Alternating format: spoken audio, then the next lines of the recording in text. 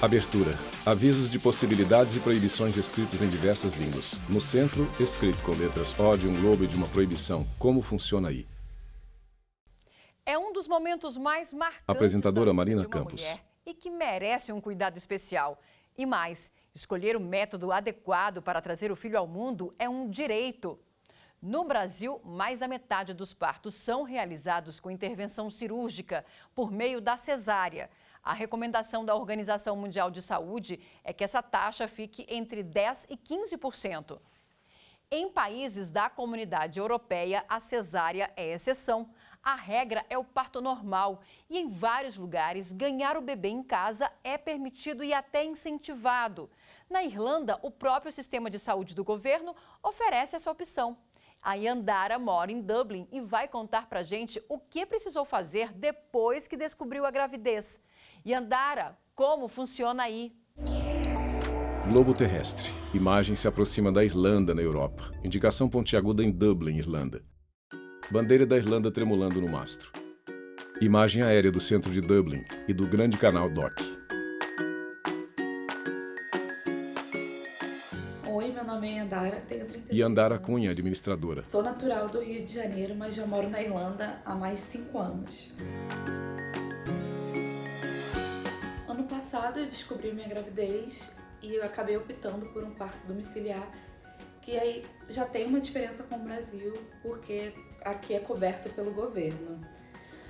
Mas assim, qualquer gravidez, aqui o primeiro passo é você procurar o seu médico generalista, que nada mais é do que um médico da família no Brasil. E lá, a primeira consulta, ele simplesmente vai confirmar a gravidez e fazer a sua inscrição no HSE, que é o Sistema Público de Saúde, aqui para você ter o direito a fazer o pré-natal todo de forma gratuita. E após a inscrição no HSE, você escolhe e faz a inscrição na maternidade também. E você opta pelo qual o sistema que você quer, se é o público, o semi-privado ou privado. Esse acompanhamento na maternidade, ele só é iniciado após as 12 semanas de gravidez.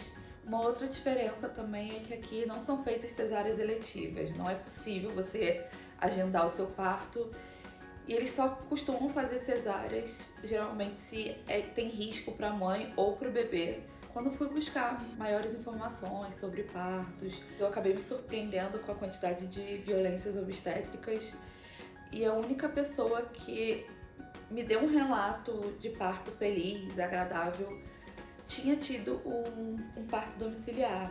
E aí o que me fez pensar e procurar mais informações sobre. E aí eu consegui o contato direto com uma midwife, que é a enfermeira obstétrica aqui, né, que faz o acompanhamento e o parto em casa. A sua gravidez seguindo saudável, todas as consultas são feitas com essa midwife dentro de casa, ela vem até a sua casa.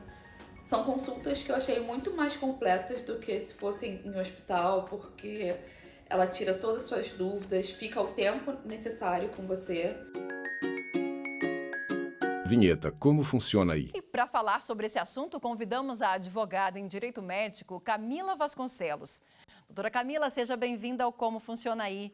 Aqui no Brasil, é um direito da mulher escolher qual método ela vai optar para fazer o seu parto?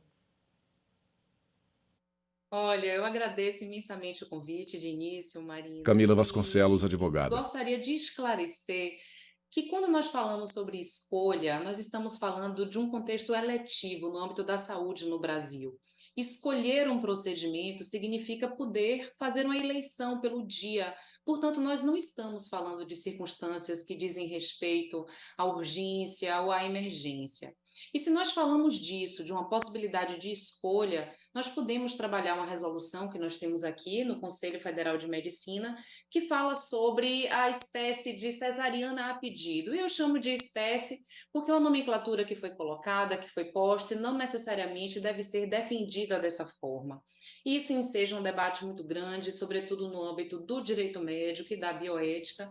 Afinal de contas, não deixa de ser um procedimento cirúrgico, não se trata de algo natural, mas é um debate muito grande a respeito da a autonomia da gestante, de um direito à saúde? Será que há um direito à saúde pela eleição de um parto? Mas, bem, a resposta é que no Brasil é sim possível, e nós temos uma resolução no âmbito do Conselho Federal de Medicina que permite, mas há requisitos. É preciso que a mulher já esteja com uma gestação com 39 semanas completas, é preciso que ela esteja com uma gestação de risco habitual, é preciso que ela já tenha sido extremamente bem esclarecida pelo seu médico e também com a assinatura de um termo de consentimento livre e esclarecido a respeito disso. E o que é esse esclarecimento? São informações com vocabulário que é pertinente ao contexto dela, inclusive trazendo questões socioculturais que vão ser envolvidas aí nesse debate. E nós vamos então analisar se a partir disso ela compreendeu os riscos e os benefícios do parto vaginal e do parto por via cesariana. Então, se ela compreendeu os riscos e benefícios e ainda assim ela aceitou, e ainda assim ela verificou e percebeu que há uma segurança diferenciada no que se refere ao binômio materno-fetal, então ela pode sim fazer a eleição. Então, esses detalhes eles são trabalhados nessa resolução, o que não significa que nós não devamos continuar no Brasil fazendo incentivos pelo parto vaginal, que de fato já foi preconizado pela Organização Mundial de Saúde como mais adequado para a mãe e para a criança que nasce. Doutora Camila, a gente pode fazer uma relação entre a redução dos riscos do parto natural e a taxa de natalidade desses países e até mesmo essas políticas que existem nesses países para incentivo à mulher optar pelo parto natural?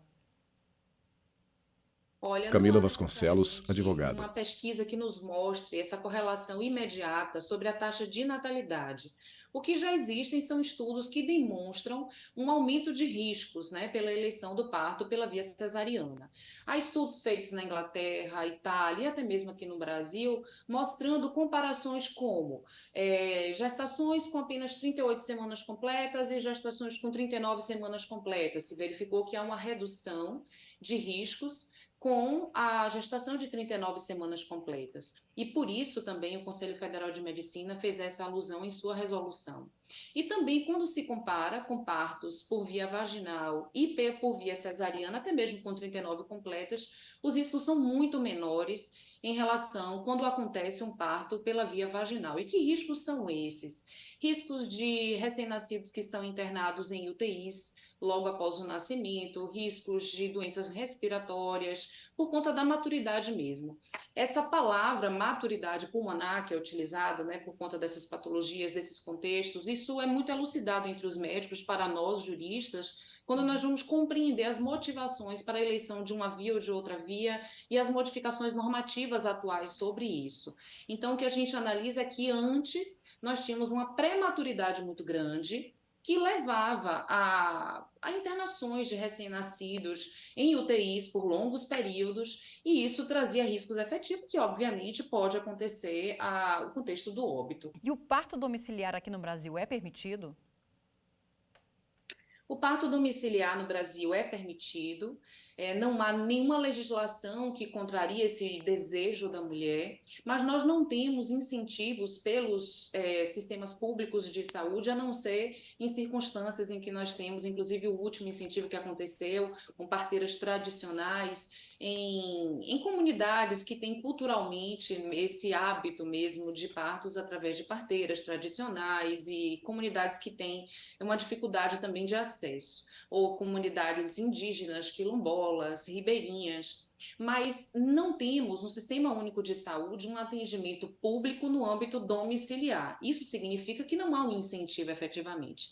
Mas a mulher que permite ou que deseja pela via privada, ela pode ter esse acesso, não há um impedimento no Brasil para que profissionais de saúde realizem essa assistência à saúde da mulher no parto no âmbito domiciliar. É preciso, mais uma vez, o cumprimento de alguns requisitos, como um baixo risco na gestação, como elementos que vão favorecer a saúde do binômio, né, materno-fetal, e uma possibilidade de planejamento estratégico para o caso de necessidade de transferência da paciente, de locomoção imediata para um serviço de saúde. Esse tem sido um dos argumentos para que algumas sociedades envolvidas nessa especialidade médica, ou até mesmo os conselhos regionais e federal de medicina, que não estejam estimulando por conta dessa pouca segurança jurídica e segurança social, ou segurança no sentido mesmo do poder executivo de facilitar o acesso à saúde imediato,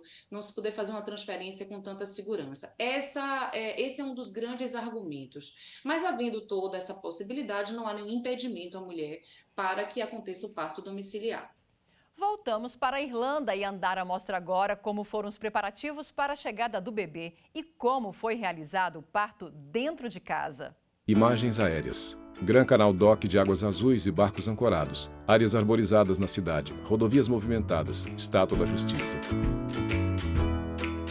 E Andara Cunha, administradora. Esta semana, ela combina com você de te enviar, te entregar uma caixa com tudo que você vai precisar para o parto. Né, inclusive com a banheira inflável para você fazer o parto dentro da água, se for o seu desejo, e todos os outros equipamentos necessários.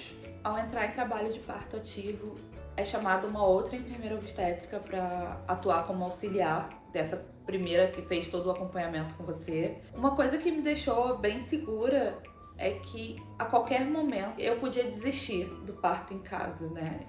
Ficaria uma ambulância de prontidão aguardando caso eu tivesse algum problema no parto, ou até mesmo eu desistisse e realmente quisesse ir para o hospital. Tem toda uma segurança, não é simplesmente você tá em casa e não tem assistência nenhuma, não tem para onde correr.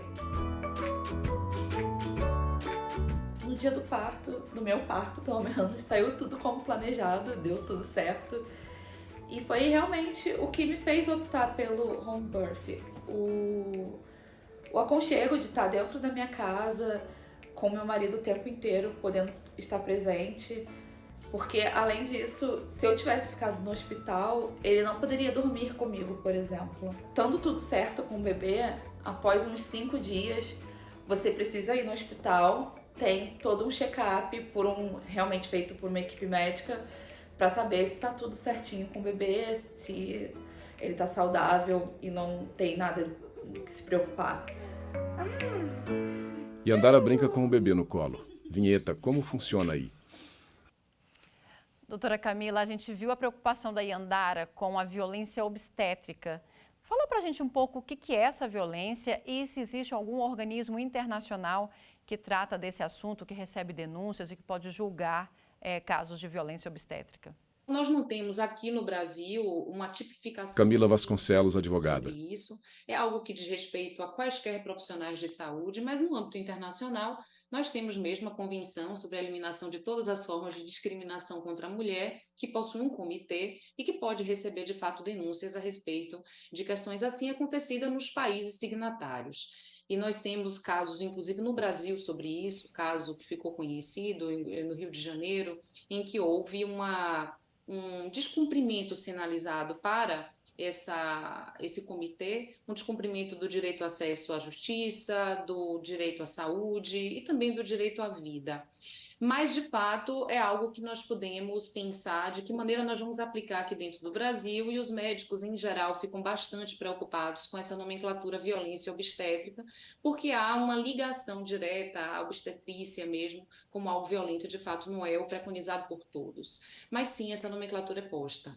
E a gente também viu outra preocupação da Yandara, que era o marido estar acompanhando ela durante o momento do parto, que lá na Irlanda não seria permitido. Aqui no Brasil nós temos uma lei que assegura o acompanhante para a mulher gestante na hora do parto, não é isso? Sim. Desde 2005 nós temos Camila uma Vasconcelos, legislação no Brasil advogada. que permite às mulheres o direito a um acompanhante.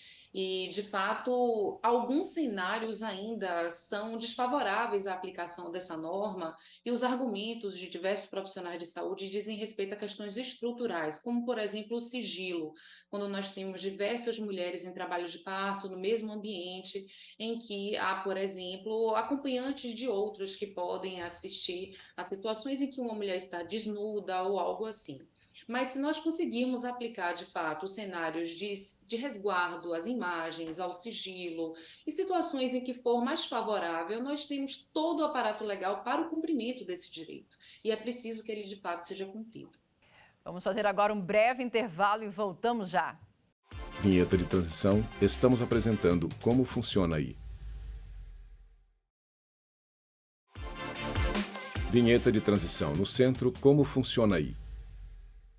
O Como Funciona Aí está de volta. Apresentadora Marina Mostrar Campos. que na República Tcheca, as enfermeiras obstetras são proibidas de realizar parto fora do ambiente hospitalar. No entanto, os hospitais realizam partos humanizados e considerados naturais, com técnicas alternativas de alívio da dor e estímulo ao nascimento. A Lorena mora por lá e vai contar pra gente a experiência pessoal dela com o parto da filha. Lorena, é com você. Globo terrestre. Imagem se aproxima da República Tcheca na Europa. Indicação pontiaguda em Bran, República Tcheca. Bandeira da República Tcheca tremulando no mastro. Imagem aérea do centro da cidade com catedral gótica e construções históricas. Olá, meu nome é Lorena Torsani. Lorena Torsani Doula. Eu moro na cidade de Brno, que fica na República Tcheca. E eu sou doula aqui. Eu sou mãe de 3, a minha última filha nasceu aqui. E eu vou compartilhar um pouco sobre como funciona o parto humanizado aqui na República Tcheca. Imagem aérea de campo de futebol e canal margeado por área gramada. Aqui na República Tcheca, o parto domiciliar, ele não é contemplado pelo plano de saúde. Inclusive, existe uma lei que proíbe os profissionais de saúde de fazerem o acompanhamento de qualquer parturiente que não seja dentro do ambiente hospitalar. O pré-natal, ele é feito pelo obstetra.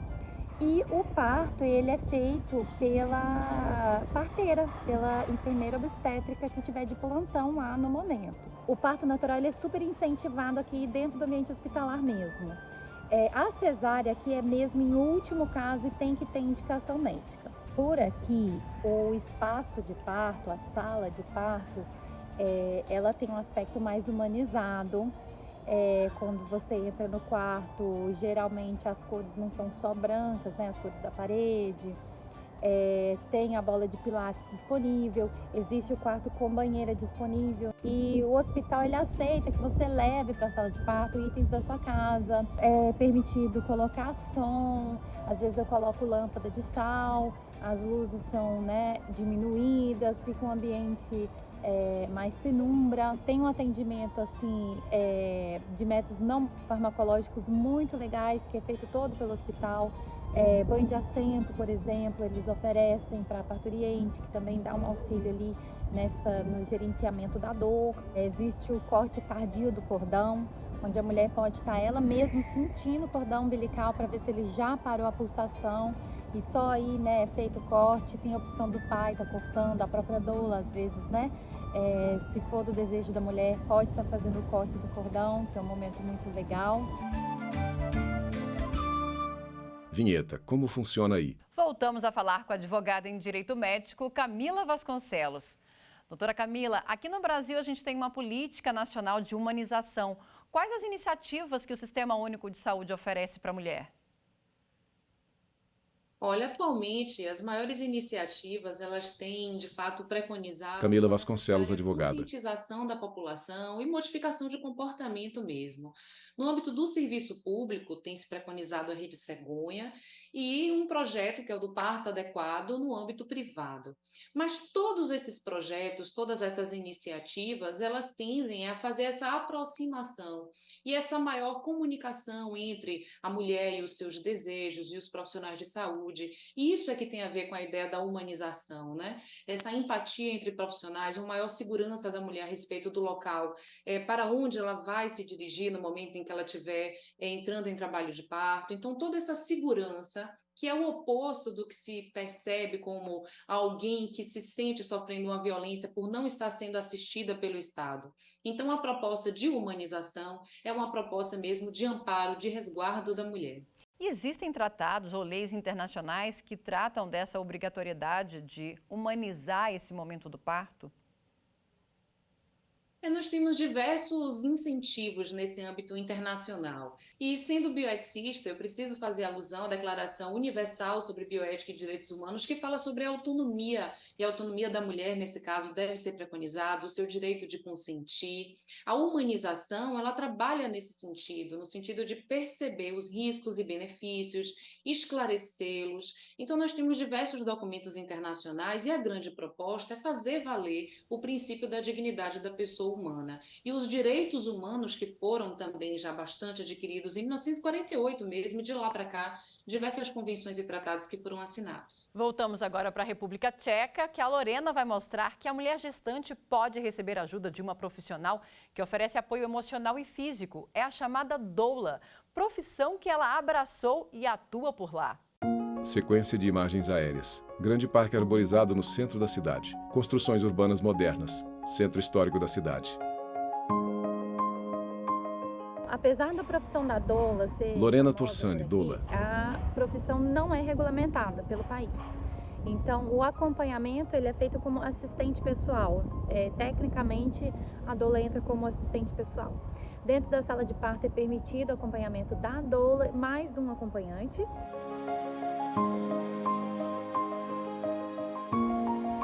A doula faz um acompanhamento antes, durante e após o parto. E a doula ela é responsável por um acompanhamento emocional, físico e a nível informacional também, onde ela está auxiliando aí as parturientes e os familiares em termos de informação de qualidade, bons recursos. Existe um auxílio físico durante o parto, um preparo físico também antes do parto. E existe essa parte emocional que também é muito tratada e é um suporte que é proveniente da doula. Agora, a doula não faz nenhuma intervenção clínica. Aqui na República Tcheca também existe uma grande autonomia das parteiras. Como eu disse anteriormente, elas são responsáveis por todo o processo do parto, desde que não seja um parto de risco. E aqui em Brno, coincidentemente, existe uma universidade que faz formação de parteiras e é um hospital universidade, né, de referência aqui no país e até para países... Sequência de imagens. Sala de aula na universidade. Gestante em ultrassonografia. Vinheta Como Funciona Aí. Doutora Camila, a profissão de doula é regulamentada aqui no Brasil? Como que funciona aqui? Infelizmente, ainda Camila não é Vasconcelos, regulamentada, advogada. Nós temos um projeto de lei que é de 2021 que está tramitando. E a expectativa é de que seja exitoso esse projeto. Nós temos, no entanto, no estado do Rio de Janeiro, uma legislação que favorece a presença da doula, né? Tanto no trabalho de parto, parto e pós-parto imediato, para além do acompanhante. E esse já é um grande avanço em um dos nossos estados. Esperamos que isso também aconteça em todo o Brasil. E o Brasil tem, infelizmente, a segunda maior taxa de cesáreas do mundo. Por que a gente está na contramão dessa recomendação aí da Organização Mundial de Saúde?